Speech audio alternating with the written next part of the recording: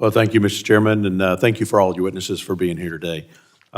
This Congress just has a few weeks remaining until the results of the November election take effect in Washington.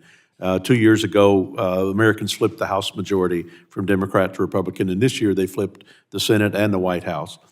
If you ask voters across the country, whether they were in red districts or blue districts or anything in between, many will say that the economy was the driving factor when they cast their ballot. And we know that over the last 75 years, nothing's lifted more people out of poverty than free and fair trade and an open capitalistic market society.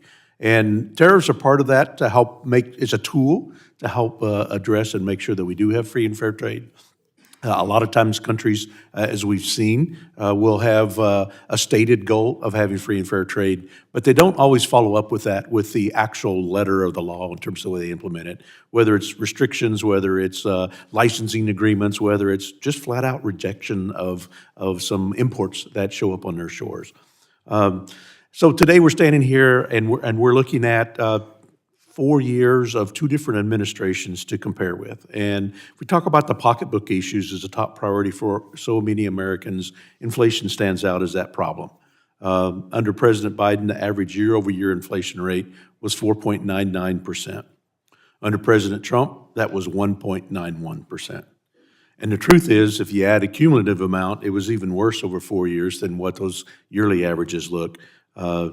During the President Biden's administration, inflation has gone up over 20.6% cumulative versus only 7.3% during the entire 4 years President Trump was in office. Americans have felt the pain of this inflation, particularly after a booming economy with President Trump in the White House. And during that time, inflation was low, even with the tariffs, as we've talked about earlier today.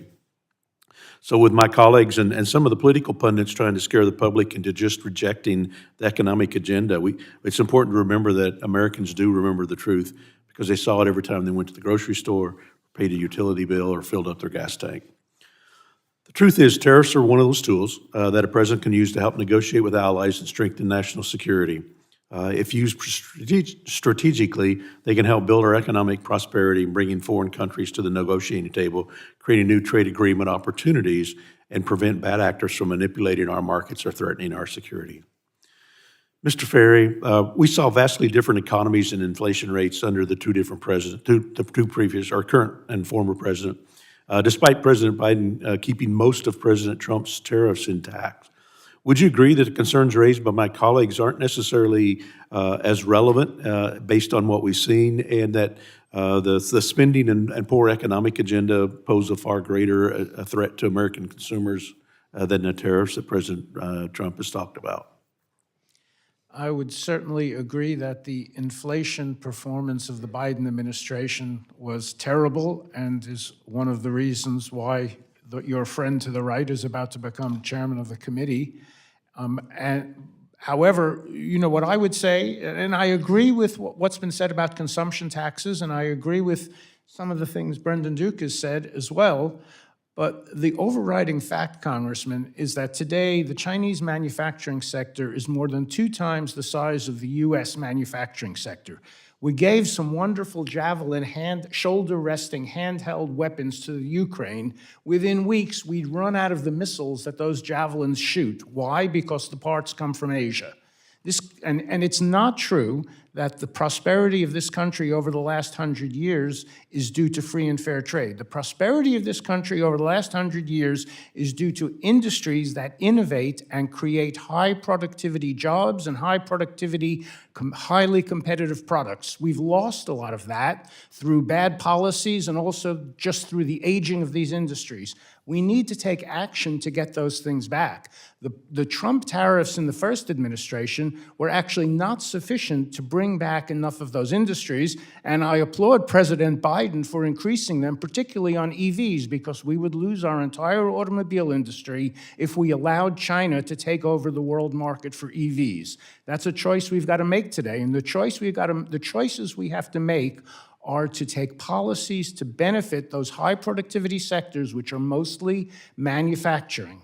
Yeah, and let me correct if I misspoke. When I talked about the last 75 years of lifting people out of poverty is around the world. I would agree with you that innovation in the United States has been very important in terms of a driver and helping generate the U.S. economy. And I would agree with you that Presidents Bush and Clinton did a lot to lift the Chinese out of poverty. And the day they invade Taiwan, some people might not feel so good about that. This is a great opportunity to be able to get together and talk and have another round of questions. There's so many good things we want to talk about. I think so much of what we're all trying to look at is how do we get a good, strong, growing economy which ultimately provides good jobs for Americans and ultimately helps with raising tax revenue to help support the government functions that we want to have, and trying to figure out what the right policy decisions are for all of those implementations. There's a couple of questions I wanted to ask just as a follow-up, and Mrs. York, one of the things, going back into the testimony that you had, the question I had, I was trying to follow through the thought process on the double taxation of savings as it relates to a decision that somebody makes to consume today versus invest. And because to me, if they make that decision, consume today after you're paid the payroll versus investing it, the tax would be on the earnings of the investment. Yes, it's delayed, but it wouldn't be on the original investment itself. So I was trying to follow that double taxation process. Yeah, we've got a handy chart on our website if you want to see like some number examples.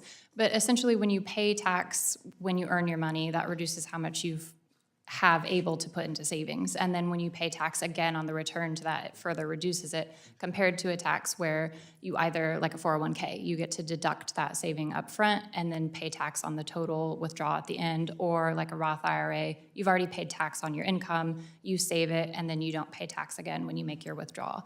In that system, you're neutral between when you're consuming your money because you're not facing that additional layer of tax for delaying your consumption.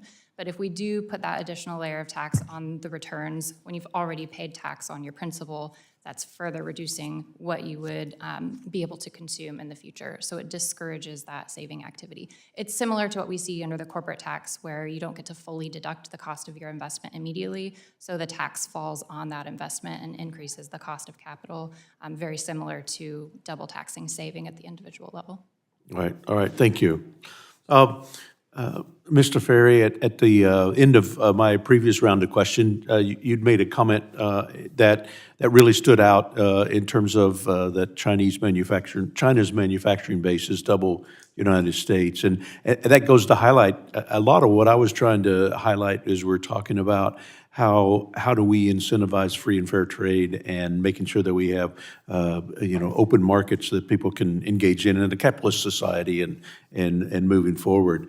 One of the things I wanted to talk, I had a question in general about for you is that, one aspect of tariffs is to help protect the United States against some of these abusive practices by other countries.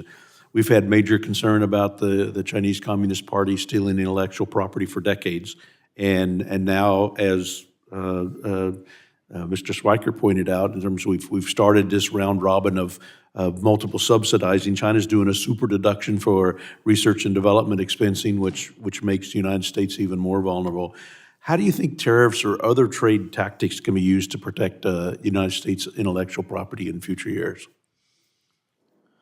It's very difficult to protect intellectual property from such a resourceful Secret Service and a huge operation that the Chinese run. I myself worked for technology companies that were victims of Chinese intellectual property theft.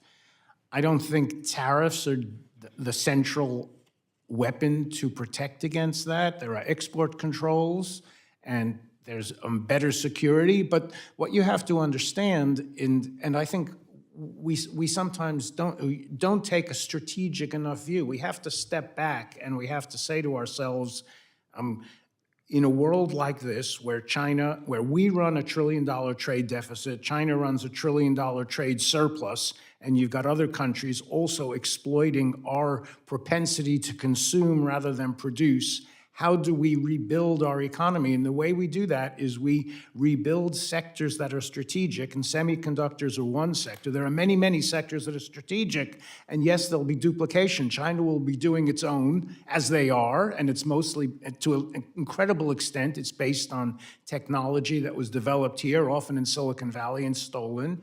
But we have to accept that duplication if we want to maintain our country as a free country. Well, thank you. Thank you for all the witnesses for being here today. I yield back.